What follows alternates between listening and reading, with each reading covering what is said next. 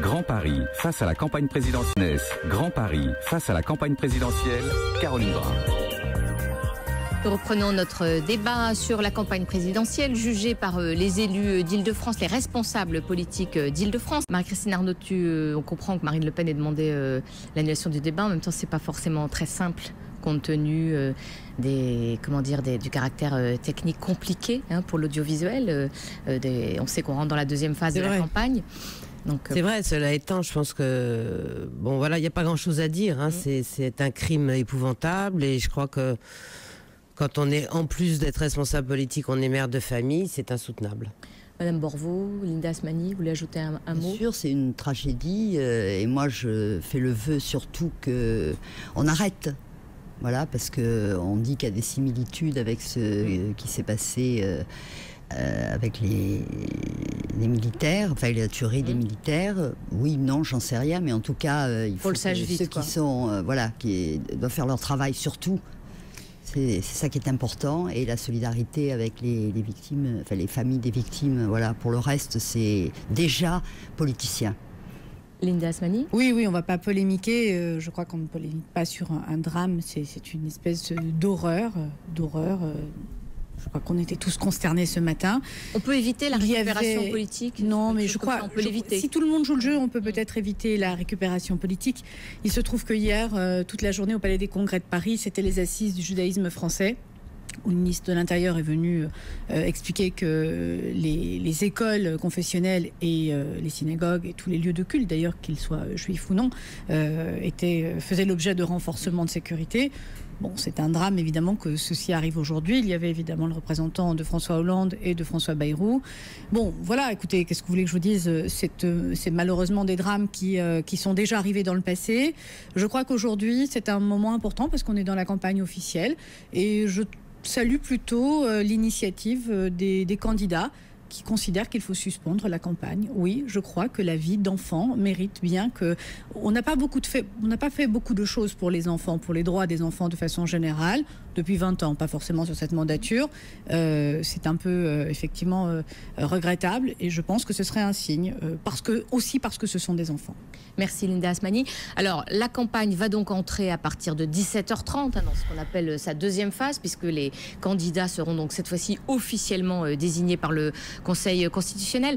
Je voudrais savoir si, Dominique Bertinotti, au fond, ce que vous avez globalement pensé de cette première phase, et puisque vous attendez la deuxième phase, parce qu'on dit que les grands candidats ont plus à perdre à la deuxième phase que les plus petits. Je ne sais pas si les grands candidats ont à perdre. Ça fait partie de la vitalité de notre démocratie. La première phase, c'était une façon, en tout cas pour François Hollande, d'abord de démontrer que nous sommes un peu en pointe dans notre démocratie. Le principe des primaires, qui fait qu'à un moment donné, ce sont plus de 3 millions d'électeurs qui se sentent concernés par le choix de celui ou de celle de celui, en l'occurrence, qui va porter l'espérance d'alternance. Je trouve que c'est un signe de vitalité démocratique et justement qui n'est pas politicien. C'est comment on peut associer au plus près le citoyen de la décision politique. Donc cette première phase, je la trouve très positive et très encourageante pour justement permettre d'exprimer et de rapprocher la politique du citoyen quand on voit un peu la défiance qui s'exprime de la part de nos compatriotes. Marie-Christine Arnautu, alors cette première partie de la campagne a été marquée par l'affaire des parrainages. On a vu que finalement Marine Le Pen les avait. Est-ce qu'en 2017, vous pensez que cette question devra réellement être changée ? J'espère qu'elle va être changée au lendemain du deuxième tour, parce que c'est vrai que ça a été infernal. C'est vrai que, je veux dire, moi je l'ai déjà dit, je pense assez inacceptable que des candidats comme M. de Villepin ou Mme Lepage ne puissent pas se présenter. Cette loi est tout à fait à bout de souffle, il faut impérativement la réformer, mais il faut réformer en même temps, je crois, tout le système démocratique avec, par exemple, l'institution de la proportionnelle à toutes les élections, et en tout cas arrêter cette course au parrainage qui est ridicule et qui a mis en plus dans des difficultés les maires de petites communes rurales qui se sont sentis mis sous tutelle des communes d'agglomération, et franchement ça n'a plus de raison d'être aujourd'hui. Nicole Borvo, on peut se passer d'une réforme des parrainages ? Moi, je ne suis pas contre une réforme des parrainages, mais pas pour que les parrains soient anonymes. Donc, non, mais sur l'idée, on n'est pas probablement pas sur la même longueur d'onde. Oui, les citoyens, bien sûr, bien sûr. En même temps, le parrainage des élus, c'est très démocratique. Donc un peu des deux. À condition qu'il n'y ait pas de chantage. Linda Asmani. Moi, je me demande si, au fond, il ne faut pas rendre obligatoire le vote citoyen, et d'une certaine façon aussi engager les élus. C'est notre responsabilité d'élus de donner notre parrainage, et peut-être de rendre obligatoire que chaque élu fait évidemment ce qu'il veut, mais rendre obligatoire qu'un élu parraine un candidat. Ça me semble franchement être sans doute la meilleure solution pour ne pas avoir d'arrangement. Oui, mais vous voyez, vous avez dit vote au lieu de dire parrainage. C'est assez révélateur. J'ai dit les deux. Rendre le vote obligatoire. Vote est secret. Donc les 36 000 maires... le vote est secret. Rendre le vote obligatoire et rendre aussi le parrainage obligatoire de la même façon. Merci, on va marquer une pause. Je vous retrouve tout de suite sur ce plateau. Nous reprenons notre débat sur la campagne présidentielle à l'aune des élus de terrain. Je rappelle que je reçois Dominique Bertinotti, maire socialiste du 4e arrondissement de Paris, Marie-Christine Arnautu, secrétaire nationale Île-de-France du Front National, Nicole Borvo, sénatrice de Paris pour le Front de Gauche, et Linda Asmani, conseillère de Paris, soutien du MoDem. Alors, ce week-end, la presse ne parle que de ça aujourd'hui. C'était le grand moment Mélenchon. La presse s'amuse en disant c'est la deuxième prise de la Bastille, une mobilisation un peu exceptionnelle. Nicole Borvo, alors à quoi est-ce que vous attribuez cette montée du candidat que vous soutenez? Et puis, je dirais, à qui profite cette progression réellement? Écoutez, on ne peut être que satisfait parce que moi je suis une élue communiste, j'ai contribué à la création du Front de Gauche et on a démarré la campagne au mois de juin l'année dernière à Stalingrad avec 5000 à peu près dehors déjà, 5000 participants. Hier, plus de 100 000, indiscutablement, on ne va pas quereller sur les chiffres. D'ailleurs, il n'y a pas tellement de querelles de chiffres. Voilà, quelque chose d'extraordinaire qui rassemblait le peuple, disons, de gauche, largement, parce que ce n'était pas simplement des électeurs du Parti communiste ou de Jean-Luc Mélenchon à la présidentielle, c'était des salariés, tous ceux qui, déjà depuis un moment quand même, se manifestent parce qu'on délocalise les entreprises, parce que les salaires sont trop bas, parce qu'il y a beaucoup trop de chômeurs. Cela était là hier. Des jeunes, beaucoup de jeunes, pour qui un langage quand même de combativité, d'espoir et de changement marque les esprits. Il y avait des jeunes qui n'avaient jamais participé à une quelconque manifestation, au rassemblement de rue, au meeting qui était là. Donc c'est tout à fait formidable, et c'était d'ailleurs, ça se voyait, pas la peine d'en parler, c'était formidable malgré le temps pluvieux. Alors Dominique... Et vous m'avez posé une question, à qui ça profite? À la gauche. À la gauche. Alors c'est le débat, parce qu'il y a beaucoup qui disent, non, justement, non, Dominique à la gauche et au changement. Voilà, parce que pour que la gauche réussisse et durablement, il faut qu'elle soit bien à gauche. Et de ce point de vue, tous ceux qui étaient là hier, c'est ce qu'ils pensent. Dominique Bertinotti? Oui, sur le dernier point, je partage tout à fait ça coupe pas l'herbe sous le pied de François Hollande. Non, je pense que d'abord, il y a des éléments de convergence. Nous savons que nous sommes dans le même camp. Et je pense que ça, c'est important lorsque Nicole Borvo dit qu'il s'agit effectivement de faire en sorte que la gauche puisse être véritablement en capacité de succéder et de mettre fin à ce bilan catastrophique de Nicolas Sarkozy. Nous sommes d'accord. Je pense qu'il y a des éléments, il faut savoir entendre, il y a des éléments de convergence. Dire qu'il faut remettre l'humain au cœur de tout et d'avoir des mesures aussi radicales, je pense que c'est quelque chose que nous partageons. Peut-être que notre point de nuance et de différence, on n'appelle pas nous à l'insurrection. Et pourquoi on n'appelle pas à l'insurrection? Car je crois qu'il faut vraiment aujourd'hui se doter des moyens qui vont permettre de battre Nicolas Sarkozy. Et que là, pour le coup, nous avons une responsabilité importante. C'est ce qu'attendent une grande majorité de Français, et c'est d'en finir avec l'ère Sarkozy, et qu'à ce titre-là, voilà, moi je pense qu'il faut qu'il y ait aussi, que François Hollande puisse capitaliser aussi nombre de voix dès le premier tour pour qu'il y ait une formidable dynamique. Mais nous savons que dans cette dynamique du second tour, il y aura le Front de gauche et Jean-Luc Mélenchon. Il y aura rassemblement. Marie-Christine Arnautu, alors Jean-Marie Le Pen était interviewé par Le Parisien dimanche et il a dit à propos de Jean-Luc Mélenchon, c'est le bourgeois méchant homme. Vous nous décryptez ? Oui, enfin, il l'a dit plusieurs fois, ça. Mais moi, je crois qu'au-delà de tout cela, il y a une stratégie, effectivement, du gouvernement qui réussit pas mal, d'ailleurs, parce que Mélenchon, c'est cette espèce de grenade jetée dans le camp de la gauche, parce que réunir aujourd'hui... Quelle expression Ben oui, mais enfin, c'est un peu ça, parce que c'est vrai que vous voyez bien dans les sondages, si tant est qu'on leur donne de l'importance, que Hollande se tasse au profit, justement, de Mélenchon. Pas du tout. Mais si, pas bien regardé. Mais je comprends que ça vous dérange. Non, ça me dérange pas, mais c'est pas vous avez dit quelque chose d'intéressant tout à l'heure que je voudrais relever parce que vous avez dit que les chiffres n'avaient pas été contestés lors de cette manifestation. Beaucoup moins que quand il y a une manifestation. Oui, mais enfin c'est la première fois parce que d'habitude on a toujours le chiffre officiel des organisateurs et puis le chiffre de la préfecture. Là, la préfecture n'a pas du tout contesté cette prise de la Bastille. On se dit il y avait du monde, Marie-Christine Arnautu. Ah ben j'ai pas dit qu'il n'y avait pas de monde, mais j'ai dit que c'est intéressant. On va pas regarder, Madame Arnautu. Si, j'ai regardé. Pourquoi je ne regarderais pas? Ne me faites pas de procès d'intention comme ça. Mais outre cela, et moi ce que je trouve peut-être un peu plus grave, parce qu'on a entendu quand même des mots qui, moi, ne me plaisent pas. Je vous le dis franchement, quand j'entends parler d'insurrection... Citoyenne. Oui, mais enfin, insurrection citoyenne. Aussi. Quand j'entends parler de revanche finalement vis-à-vis des patrons, vis-à-vis des riches, quand j'entends parler d'encore plus de régularisation de sans-papiers, d'immigration, moi je me dis, et pardonnez-moi, que cette idéologie-là est une idéologie qui fait preuve d'une certaine escroquerie intellectuelle, parce que faire croire à des ouvriers aujourd'hui qui sont déjà dans une détresse sociale terrible, faire croire qu'avec un petit père des peuples, un petit Robespierre comme Monsieur Mélenchon, tout va s'arranger avec les mesures qu'il préconise, moi je vous dis franchement, madame, je trouve ça d'abord dangereux.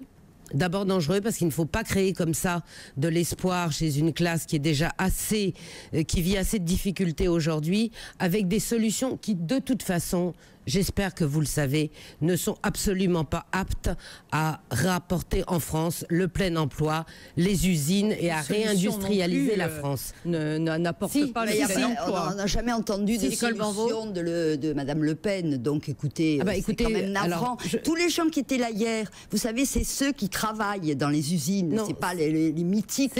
Ils travaillent dans les usines. On les ferme, on délocalise. Pas le monopole les dividendes se croître. Vous ne dites jamais rien contre les patrons. Donc, ah non, mais attendez, contre les grands patrons, on connaît contre les grands patrons, les moyens patrons, vous avez un langage très ambigu. Les PME et les TPE, on ne les met pas dans les mêmes sacs, effectivement. Toujours à la division et à la haine entre les gens. Or, hier, ce qui était le symbole de ces 100 000 personnes qui étaient dans la rue, c'était la solidarité, la fraternité. Plus l'appel à la guillottine hier. Non mais ne parlez pas de ça, vous faites quoi? Une seconde, on vous entend plus, mesdames. Linda Asmani, Nicole Barbeau, Linda Asmani dit vous n'avez pas le monopole du salariat. Ça c'est vrai parce que quand on regarde en plus les études d'opinion sur le vote Mélenchon, premièrement, deuxièmement, on parlait des solutions tout à l'heure. Mélenchon qui est un homme cultivé, c'est le moins que l'on puisse dire, même s'il aime être cette espèce de caricature de gouailleur, d'homme du peuple, etc. C'est un type extrêmement cultivé, je le sais, et il a des vraies références. Il sait donc que la Bastille n'a pas été prise par le peuple dans l'histoire, que la révolution, ce ne sont pas les pauvres gens qui l'ont fait, mais ce sont bien les bourgeois pour s'emparer du pouvoir. Je dis ça au passage, puisque c'est un homme de lettres et un homme d'histoire, et qu'il entendra, et que je sais que vous entendrez ma petite allusion aujourd'hui. Je ne dis pas qu'il est totalement légitime, mais vous savez, au fond, quand on le voit aujourd'hui dans les sondages, il est à 10-11%. Et si vous faites le calcul de l'ensemble des voix d'extrême gauche, ou de la gauche, je ne sais pas, on ne va pas chipoter sur les mots maintenant, en 2002 et en 2007, au fond, on arrive bien à peu près à une dizaine de pourcentages. Sauf qu'aujourd'hui, c'est lui qui les incarne, c'est lui qui catalyse tout ça. Parce que honnêtement... Mais il y a un succès personnel réel de cette campagne. C'est comme celui qui progresse le plus. Ce que je veux dire, c'est qu'il ne fait qu'ajouter et il ne fait que déshabiller, au fond, Lutte ouvrière et les autres partis d'extrême gauche, Nathalie Arthaud et puis Monsieur Poutou, qui effectivement, au lieu de faire 3 ou 4 chacun, eh bien Mélenchon va sans doute faire... Ce que je veux dire, c'est qu'en réalité, parce que c'est lui... C'est une image, évidemment, déshabiller le corps électoral. Image, et que, vous savez, les citoyens sont des personnes libres. Mais le pouvoir, il est incarné.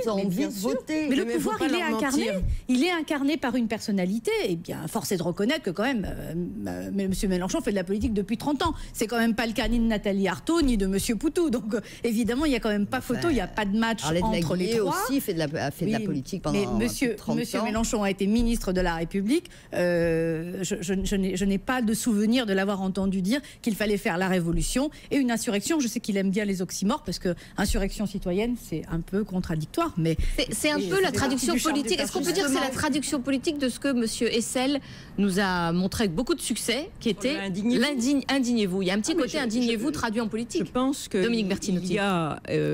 Il y a effectivement dans la société actuelle des hommes et des femmes qui souffrent avec beaucoup de violence de l'intensité de la crise et qui entendent tout à fait ce message de l'indignation, effectivement, car je ne sais pas s'il faut reprendre la Bastille, mais ce que je sais, c'est qu'il y a encore des Bastilles à détruire et que pour le coup, il faut, là où nous pouvons avoir à la fois des éléments de convergence, il faut aussi, nous sommes dans un système présidentiel où il faut que nous puissions donner véritablement toutes les chances aux candidats qui est en capacité de mettre un terme à l'ère Sarkozy. Je reste profondément convaincue qu'il faut le faire avec François Hollande. Pourquoi ? Parce que c'est aussi sa capacité à rassembler.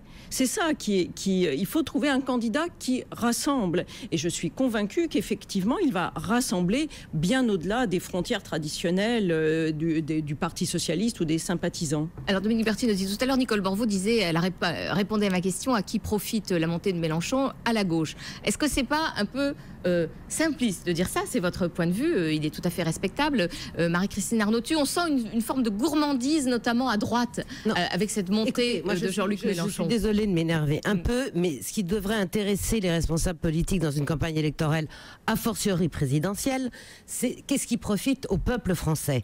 Or, je suis navrée de vous ramener aux solutions, mais enfin, quand Mélenchon, il rassemble les socialistes, les trotskistes, les communistes. Donnez vos solutions concrètes pour régler le chômage. Il rassemble des citoyens, chère madame. Non. Allez. Vous pouvez me laisser parler des solutions. Enfin, ne dites pas, il rassemble les trotskistes, les socialistes, et je ne sais quoi. On va parler de l'Europe, puisque c'est la solution essentielle qui se met au cœur de la campagne d'ailleurs, particulièrement cette fois-ci.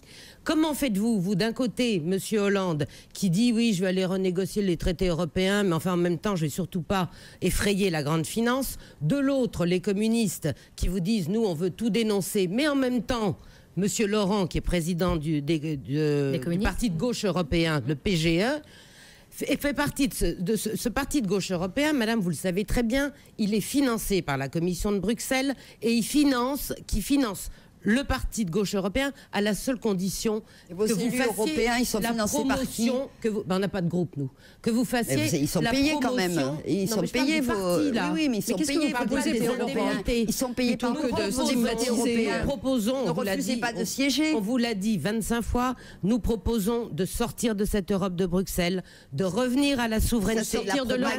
C'est de la propagande qui ne démontre rien, madame. C'est de la propagande qui ne démontre rien. Si vous ne voulez pas Nicole Borvo qui répond à Marie-Christine. Vous faites de la propagande qui ne démontre rien sur l'Europe. Nous proposons de changer d'Europe, pas de revenir sur l'Europe. Nous proposons d'abord, je vais vous dire, considérer que l'Europe n'existe pas. Une solution extrêmement démocratique. Ah mais oui, mais moi je ne suis pas dans le dogme. Et nous proposons de soumettre les traités européens au référendum. Vous savez, référendum égale démocratie. Voilà. Demander l'avis du peuple de temps en temps et le respecter accessoirement. Sur tout abandon de souveraineté. Mais pas au lieu Monsieur de vous Hollande, entendre c'est parler embêtant. Nicole Borvo, finissez, on conclut. C'est embêtant, au deuxième tour, ça va être compliqué. François Hollande s'est engagé à renégocier le traité. Le dernier traité. À aucun moment il n'a parlé de référendum. Il s'est engagé à renégocier le traité actuel et nous faisons fort et de convaincre que le les peuple partenaires. Français demande un référendum. On marque une pause, on vous retrouve toutes les quatre le peuple français dans quelques instants. Et la gauche Madame Borvo, on marque une pause, on ne peut pas faire autrement. Vous croyez? Nicole Borvo, sénatrice Front de gauche de Paris, et Linda Asmani, conseillère centriste de Paris, soutien du MoDem. Alors bien sûr, dans les mesures concrètes pour lesquelles vous avez, j'imagine, un regard tout à fait acéré, il y a ces mesures emploi qui sont distillées au fur et à mesure de la campagne. C'est bien sûr la préoccupation numéro 1 des Français. Hier, Nicolas Sarkozy a fait une proposition sur M6 qui était notamment d'alléger la fiscalité des entreprises pour favoriser l'emploi des seniors. Alors, Dominique Bertinotti, on sait que François Hollande avait une mesure choc, le contrat de génération. Au fond, l'emploi des seniors, c'est un peu la quadrature du cercle. Mais vous savez que ce que propose comme ça, de façon un peu comme ça, imprévue et impromptue, Nicolas Sarkozy, était une mesure qui existait déjà, qui n'a pas été appliquée. Alors pourquoi ne l'a-t-il pas fait pendant les 5 ans où il était aux responsabilités? Moi, je voudrais quand même élargir quand même le débat. C'est-à-dire qu'aujourd'hui, on sait très bien que la question de l'emploi passera par justement une relance de la croissance.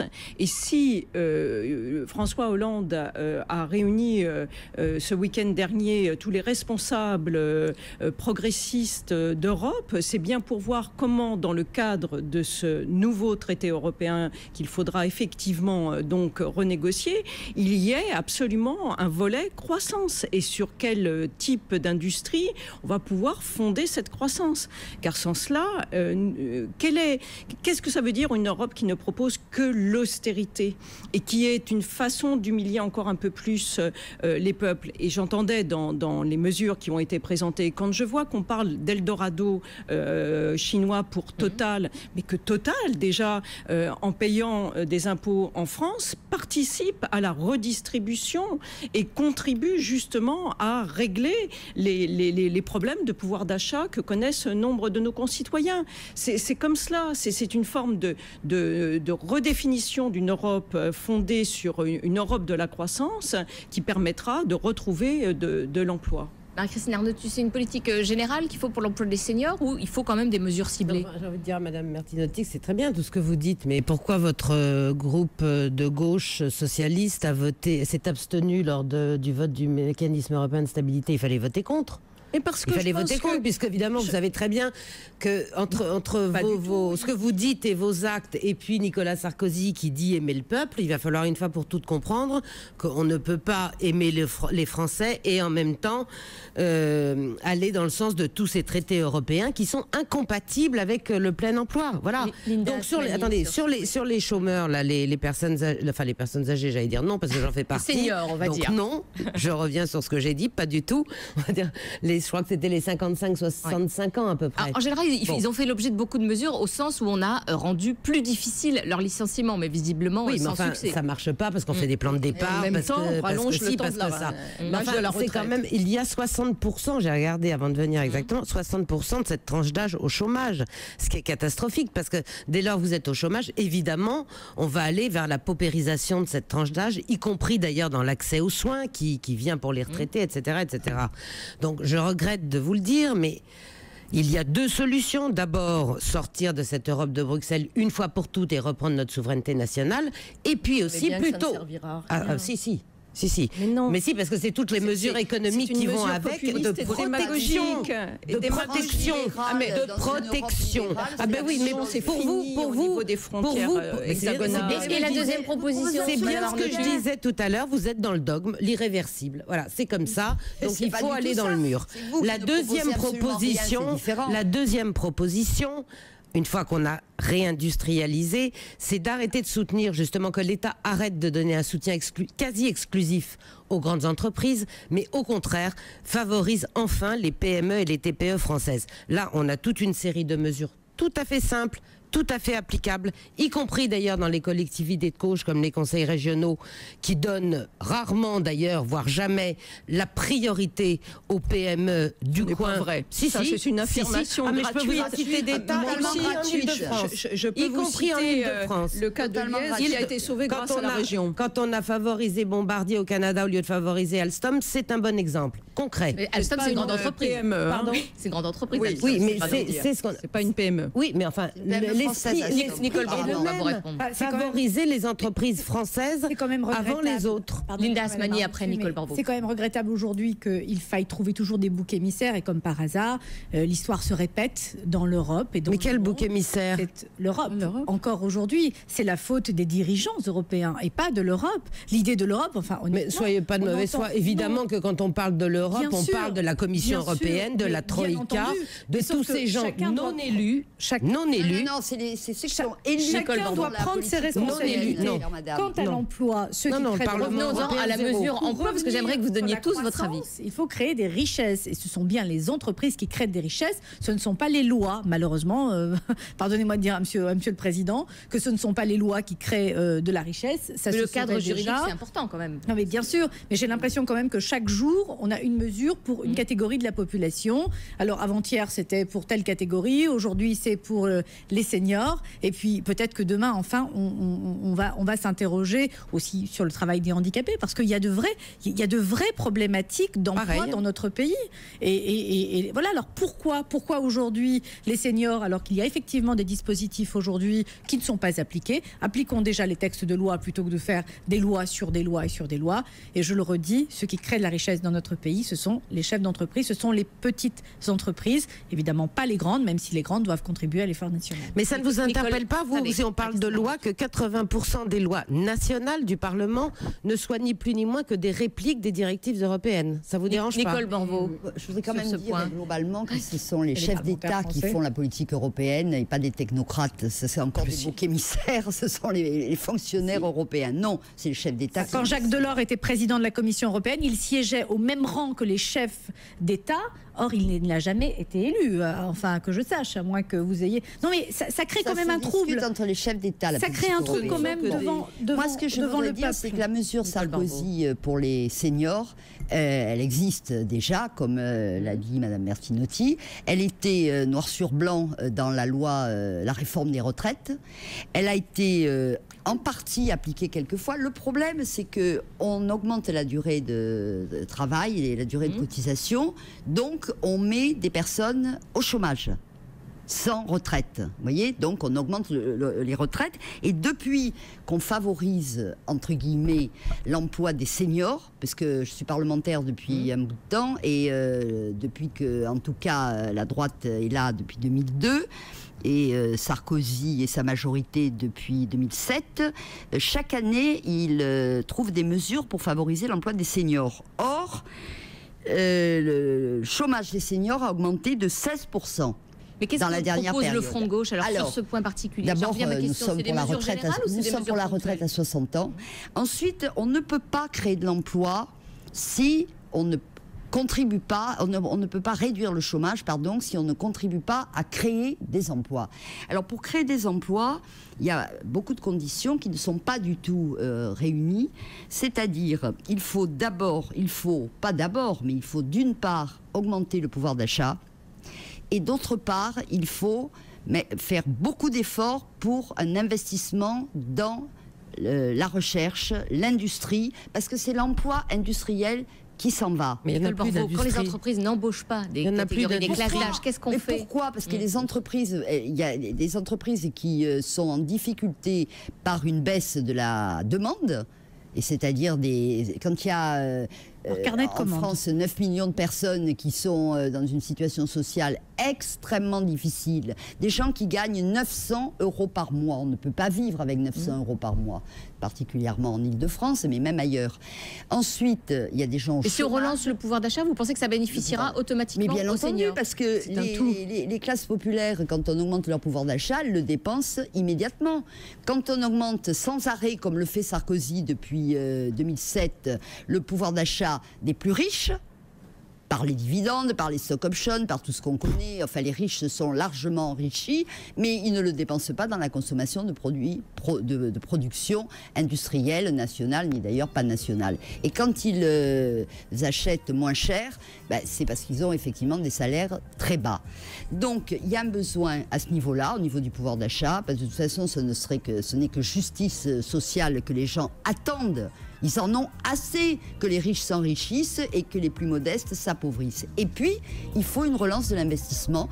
Et c'est pas par... Merci Nicole Borvo. On va y revenir parce qu'on marque une pause. C'est pas par la règle d'or aveugle des dépenses qu'on pourra faire de l'investissement.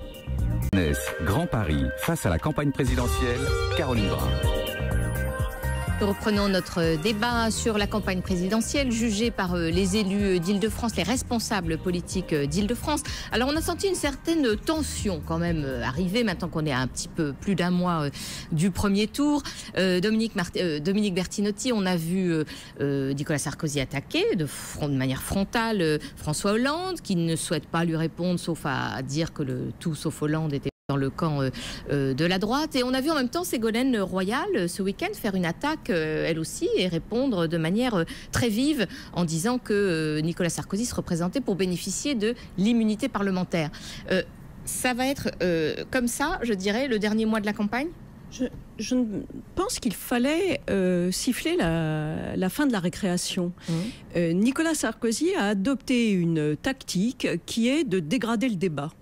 Parce qu'en dégradant le débat, c'est une façon de ne pas avoir à rendre compte de son propre bilan. Vous savez, à Villepinte, d'entendre un président de la République qui dit « j'ai appris et j'ai compris », et au nom de cela, il faudrait l'exonérer de tout son bilan, c'est profondément choquant. Parce que s'il lui a fallu 5 ans pour apprendre et pour comprendre, c'est particulièrement désastreux et grave et on en mesure les mesures. Et donc, il fait comme si, une fois qu'il est rentré dans sa peau de candidat, il n'a plus à porter le bilan. Et je pense que en dégradant et en demandant aussi à ses propres affidés de dégrader le débat, c'est une façon de dégoûter, je dirais, une partie de nos concitoyens et de leur interdire d'avoir un débat présidentiel de qualité. Donc, de temps en temps, il faut rappeler certaines vérités. C'est ce qu'a fait Ségolène Royal. Et en disant les choses très clairement, je pense que ça va certainement, et je l'espère, mettre un terme à cette dégradation voulue par Nicolas Sarkozy. Linda Asmani. Et, honnêtement, c'est ni à Ségolène Royal ni à qui que ce soit de mettre un terme à la dégradation du débat politique. Je crois que c'est aux candidats eux-mêmes à prendre leurs responsabilités. Je pense que... Est-ce qu'on peut faire une campagne en gants blancs ? Non, mais sans doute non. C'est pas une promenade de santé, une campagne électorale quelle qu'elle soit municipale, législative et encore moins présidentielle. Est-ce qu'il y a eu des affaires ? Je ne sais pas. Je ne suis pas juge, moi. Et je souhaite en revanche que toute la lumière soit faite sur toutes les affaires et que les coupables soient condamnés. Alors là, moi, je suis intransigeante. Et si Nicolas Sarkozy, tout ce qui était demandé, que la justice se fasse. Si Nicolas Sarkozy a des choses à se reprocher, eh bien écoutez, c'est sûr que s'il n'est plus président, ce sera sans doute plus facile. Mais plus globalement sur la dégradation je crois que la bipolarisation aussi de cette campagne fait qu'il y a ce genre de dérapage de part et d'autre, mais plutôt du côté de Nicolas Sarkozy, j'en conviens. Et c'est vrai qu'il a eu quand même, d'abord abaissé la fonction. Les affaires du PS local sortent aussi en ce moment. Il a d'abord abaissé la moment pour dire ça. C'est pour ça que je dis que personne n'a de leçons à donner à personne. Si on reprend toutes les affaires du Parti socialiste dans les années 80, enfin, on n'est pas là pour faire le procès et pleurer sur le lait renversé. Honnêtement, c'est pas mon sujet. Mon sujet, c'est les Français et le regard qu'ils ont effectivement sur les débats politiques aujourd'hui. Oui. Je crois qu'ils sont profondément écœurés, qu'ils ne comprennent rien, que pour eux, c'est une caste, c'est une élite qui s'envoie comme ça des petits messages, des petits scuds et c'est pas les vrais sujets, comme on dit. Non, je crois que ce sont pas les vrais sujets et je crois que ça contribue à dévaloriser la parole politique. Abaissée par les affaires, c'est un vrai sujet. Je ne dis pas le contraire. Justement, je crois que votre candidat est aussi favorable au retour d'une république morale. Je crois que François Bayrou, qui est quand même aujourd'hui, je voudrais quand même le rappeler, dans les intentions, dans les opinions, il est en tête de tout, de bonnes mœurs. Il est jugé comme crédible, il est jugé comme quelqu'un de sérieux. Voilà, lui aussi, il a participé à des gouvernements dans le passé, comme M. Mélenchon. Et tout le monde a le droit de se tromper et de dire aujourd'hui ce qui ne va pas. Mais je trouve qu'il y a une vraie dégradation, effectivement, de la parole politique. Sans doute Nicolas Sarkozy a-t-il donné le là lorsqu'il a abaissé lui-même la fonction de président de la République. Je n'en disconviens pas. Marie-Christine, je crois que les Français lui réservent une bien mauvaise surprise. Qu'il faille remplacer la République des Intouchables par une République irréprochable, oui, incontestablement. Pour ça, nous proposons, nous aussi, plusieurs mesures. Et je signale que le Front National n'a jamais trempé dans les affaires de droite ou de gauche. Maintenant, sur le reste, vous avez raison. Je pense que cette bipolarisation contrainte, qui encore une fois prouve que le vote du peuple, on s'en fout finalement, et qui risque, vous savez, il y a la sonnette d'alarme de l'abstention qui commence à clignoter un petit peu. Ça, je pense que c'est beaucoup plus dangereux. 30% estimé dans le dernier sondage mais enfin, JDD, ça, c'est de la responsabilité entière des deux qui veulent bipolariser cette élection, alors qu'elle n'a pas à l'être. Je vous donne un exemple extrêmement précis qui date de la semaine dernière. Sondage chez les jeunes. Marine Le Pen arrive en numéro 2. Hollande, en l'occurrence, Marine Le Pen. Eh bien, qu'est-ce qu'on propose comme deuxième solution aux jeunes, au deuxième tour, Hollande-Sarkozy. Voilà, c'est un exemple parmi tant d'autres. C'est-à-dire qu'il faut que l'UMP participe à cette élection et que tous les autres n'interviennent pas. Maintenant, ce qui m'a aussi inquiété dans cette première partie de campagne, et j'espère que ça va changer vraiment, c'est toute cette violence. Violence morale, violence d'invective, et puis violence physique aussi. Le Front National n'est pas réputé pour... écoutez, madame, c'est pas nous qui avons été attaqués les meetings de M. Hollande, ceux de M. Mélenchon et ceux de M. Bayrou, et qui avons empêché les militants d'y assister, loin s'en faut. Ce sont les militants du Front de gauche avec les communistes. Voilà, il y a eu des blessés, ça c'est insupportable. Et dernière chose, je rappelle aussi que Marine Le Pen a mis en ligne son projet présidentiel depuis le 19 novembre, qu'aujourd'hui nous sommes le 19 mars, vous voyez, eh bien depuis tant de semaines, c'est pratiquement impossible d'avoir des débats projet contre projet. On est beaucoup dans les petites phrases, les petites promesses. Elle était quand même bien invitée sur ce plateau même, et elle a pu pendant une heure donner son point de vue.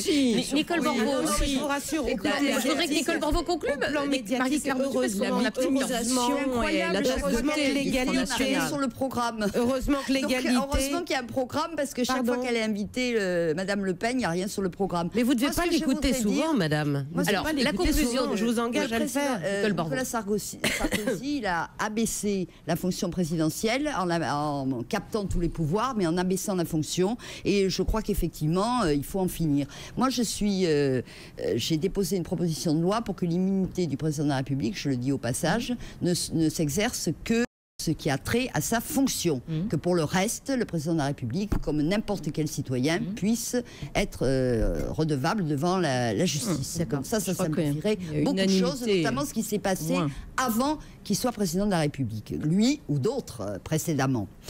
Ensuite, moi je crois qu'il y a un besoin effectivement de moralité, il y a des gens en ont assez, et ça rejaillit sur tout le monde. Les errements de certains rejaillissent sur tous les politiques.